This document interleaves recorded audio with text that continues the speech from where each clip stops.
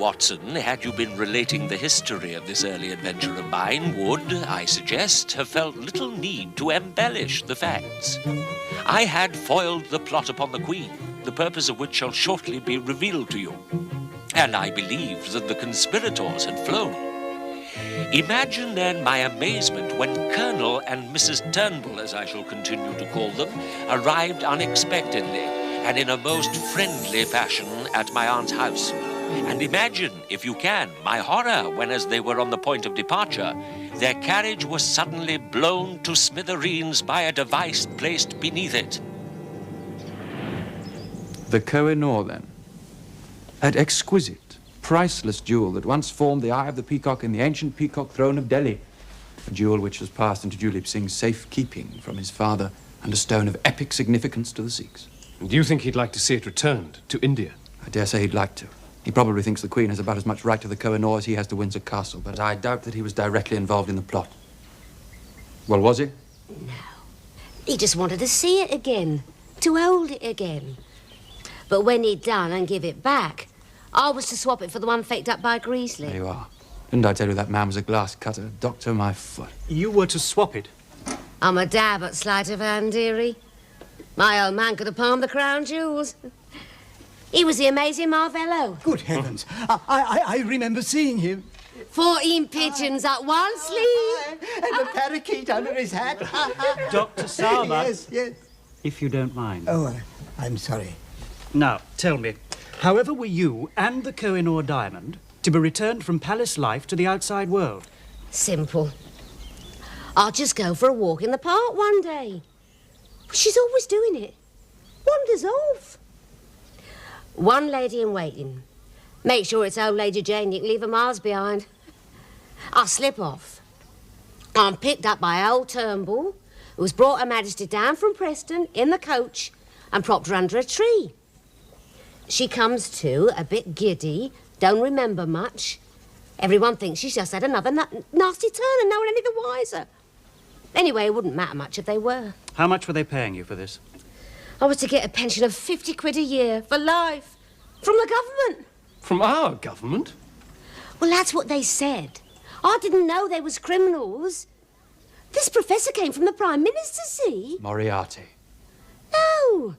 Gladstone, you fathead. What exactly did this man say? He come to the theatre.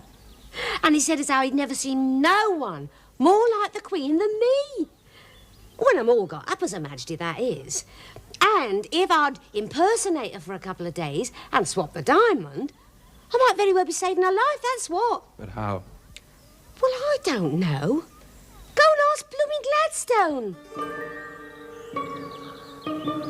Hardly knowing whether to laugh or cry, I left poor Bessie with Captain Cholmondeley, who was taking her in custody to Fulwood Barracks.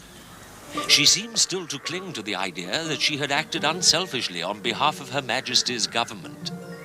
Dr. Sowerbutts promised that if ever she returned to the halls, he would take us all one evening to see her and that he would invite her to join us afterwards for supper. Meanwhile, having received a message from Newbugs, I returned once more to my hideaway in the woods.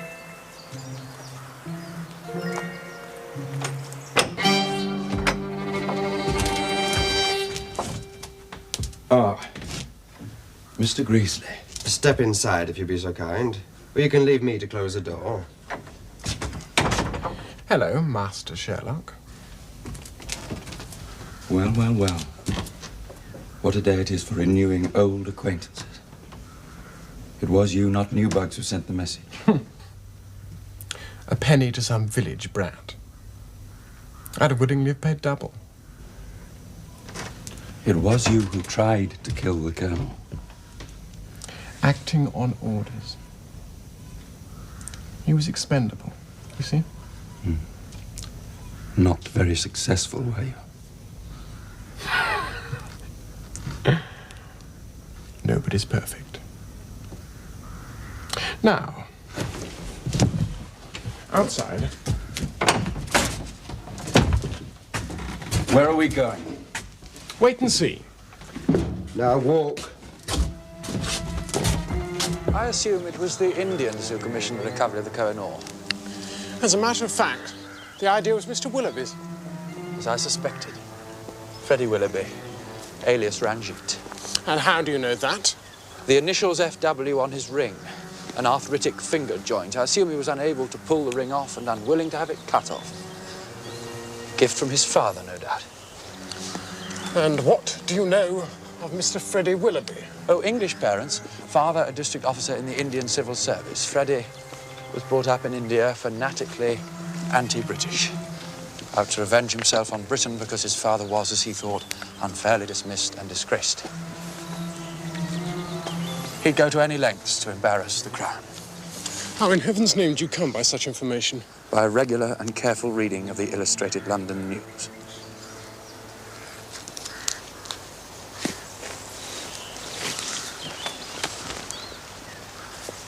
I assume the stone would never have been returned to India.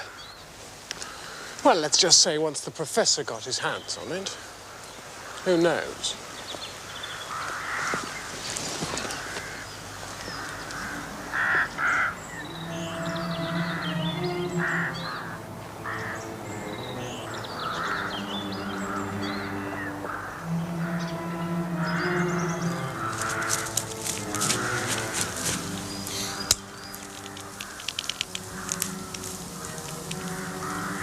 If you're going to kill me, might I request that you do so quickly?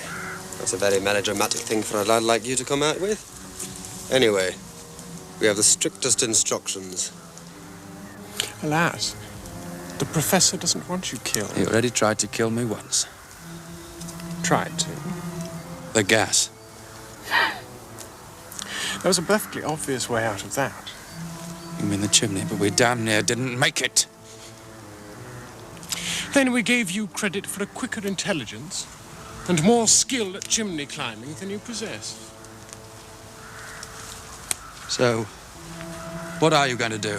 I'm going to leave you tied to that tree and hope it is some time before anybody finds you. Come on, Greasley. We have a long journey ahead of us.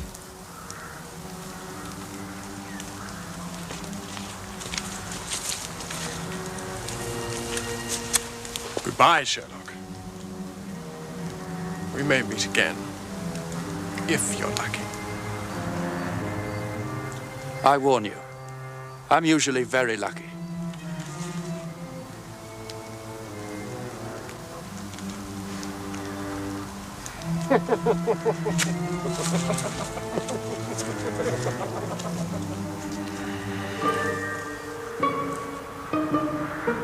Within a short while of Jasper and Greasley departing, dusk began to fall.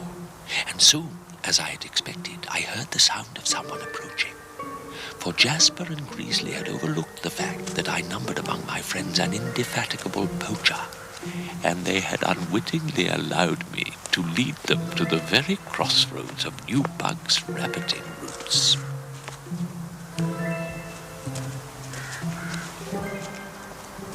Hello? Where are you going? Set me traps. Untie me from this tree, you cretin! Eh?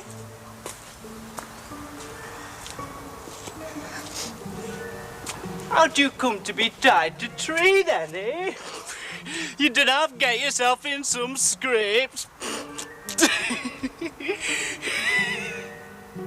And so it all ended, and Anticlimax set in. The weeks that followed were among the dullest of my entire life, being confined, as I now was, to the routine of Aunt Rachel's house. It was a period made blacker by the onset of the preparations for Christmas. For these, despite the best efforts of Aunt Rachel, Gideon, and even of Charity to include me, served only to remind me that the year before I had spent this holiday at the Manor House among my own family.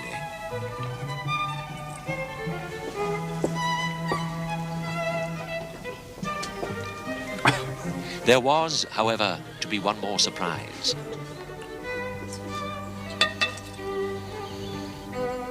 And it came a day or two before Christmas, when I was summoned urgently to John Whitney's surgery. Johnny? Johnny! Johnny! What now? Well, did you send a brace of pheasant to old Arthur Farnsworth for me?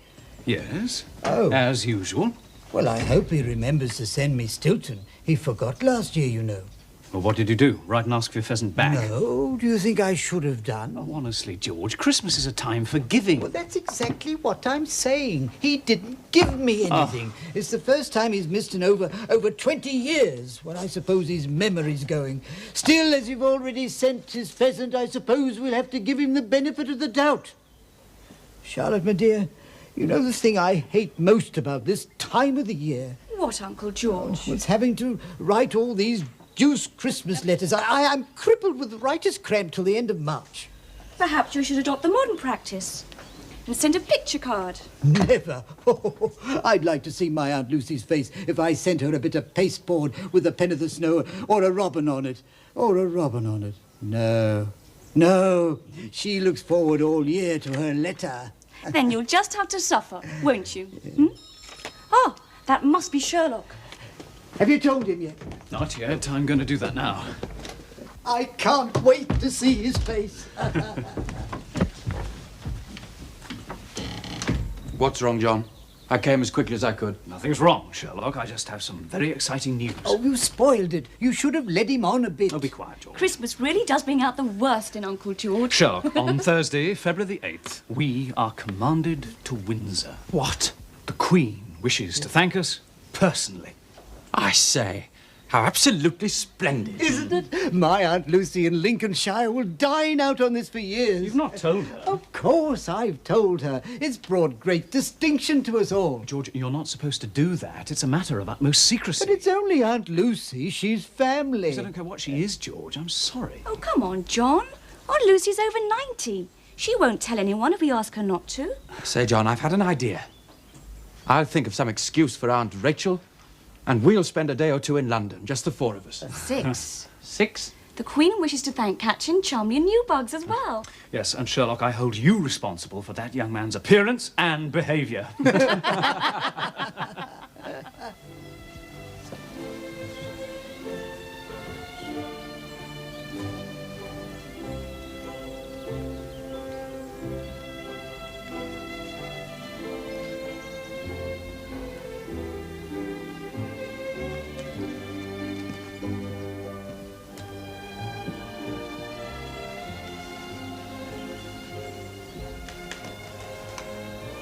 No doubt, all of you feel a sense of disappointment that no one has been brought to justice for taking part in so audacious a plot against us. But you see, we have some sympathy with the Indian feeling in this matter, and neither wish to aggravate the situation further, nor to foment anti-Indian feeling in this country. After all, many Indians may feel that Koh-i-Noor is their property, and that they have every right to return the stone to the land from whence it came. Thus, we must request that you say nothing whatsoever about this affair. It shall be as though it had never occurred.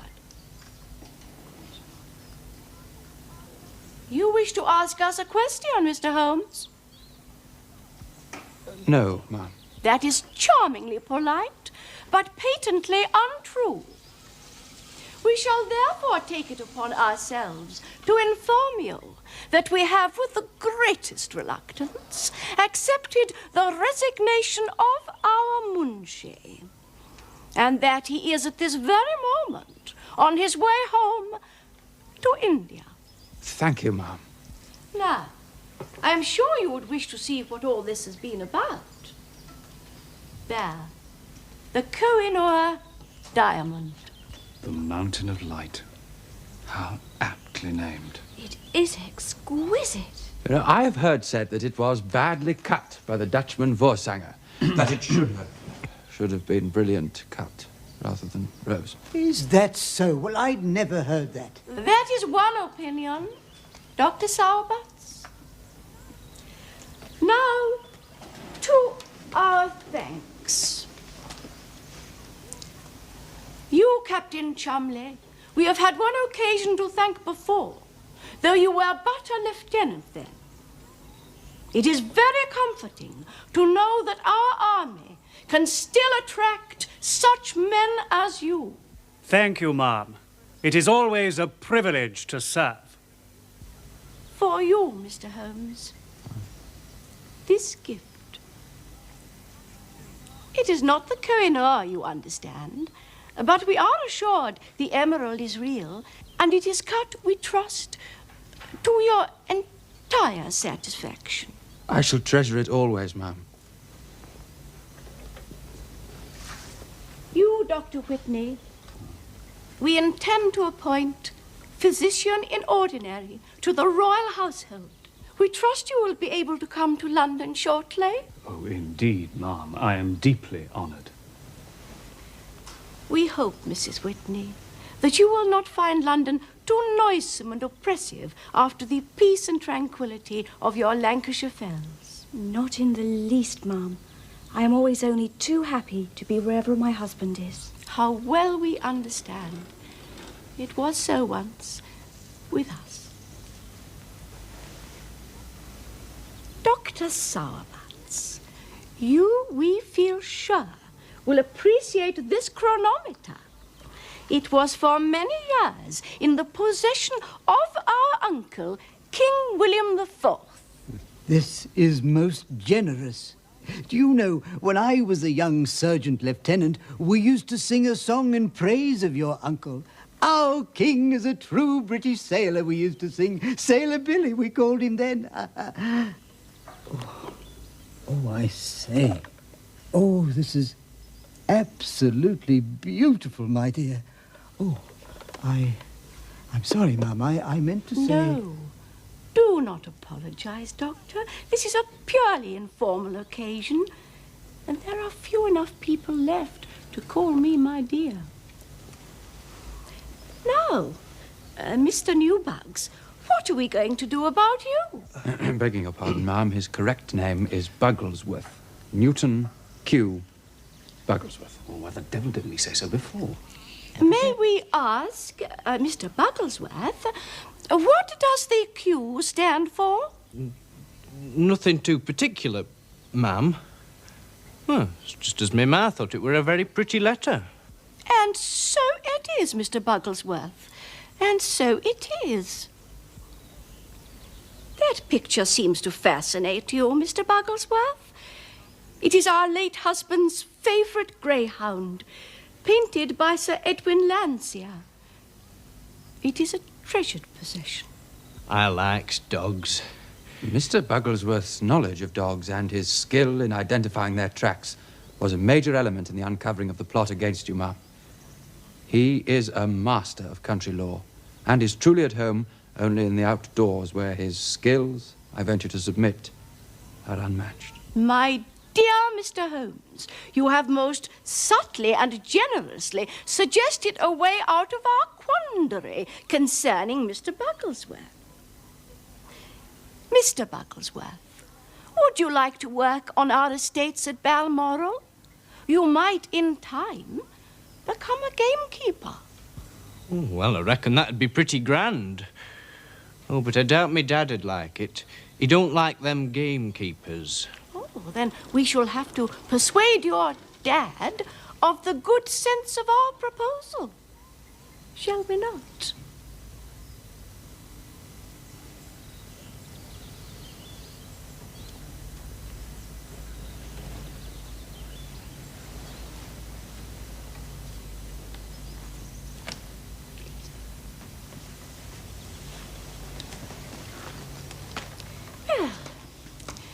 We have enjoyed this little private conversation.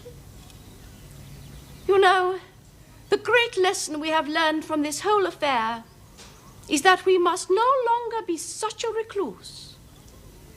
For when a queen leads her people and is seen frequently among them, the chances of anarchy, republicanism, and such plots as we have recently witnessed are greatly reduced.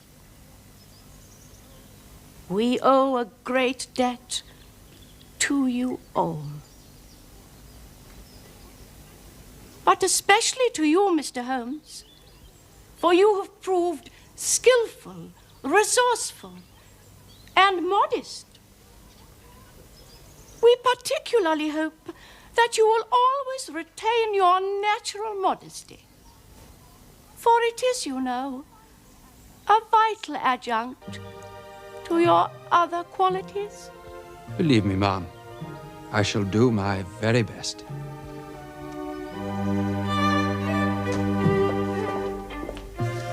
Charity, has that woman packed yet? Yes, Mamma. Her bags are in the kitchen, and I've counted the spoons. Such ingratitude to bite the hand that has fed her for so long. Yes, Mrs. Conliffe? I wondered if perhaps I might be permitted to say goodbye to young Mr. Sherlock, Mum.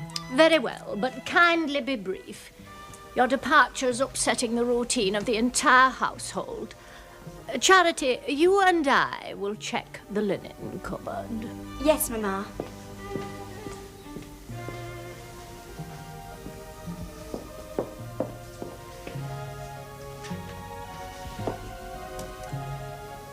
If you was to say, don't go, Mr. Sherlock, I'd not go, you know. Mrs. Cunliffe, I gave your Tom the strictest instructions that he was to stand no more nonsense from you, but to marry you forthwith.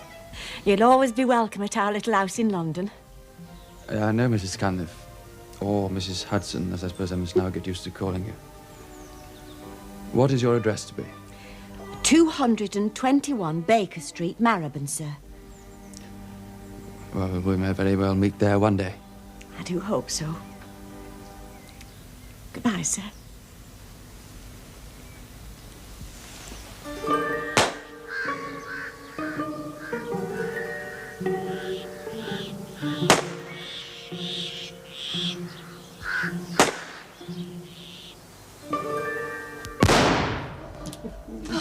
For remembrance.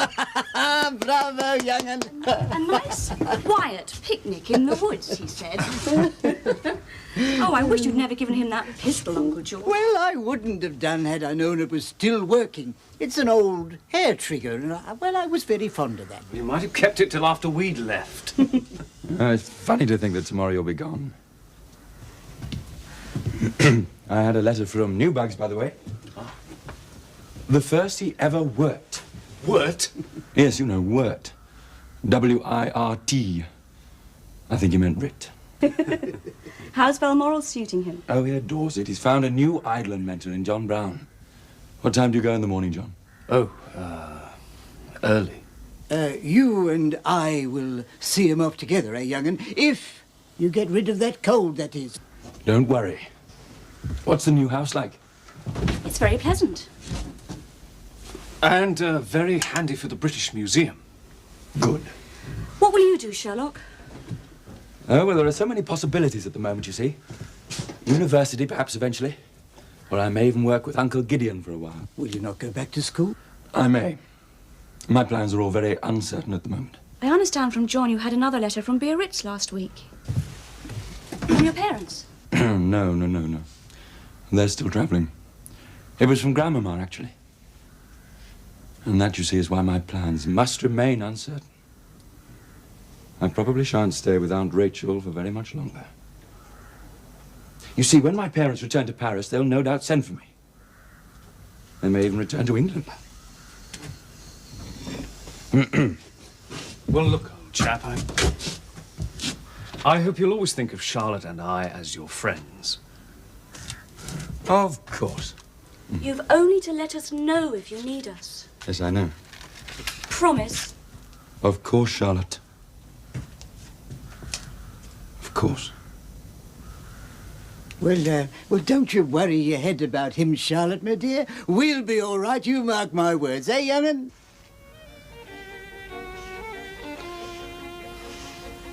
Oh, and do put that thing out. You'll never learn to smoke it.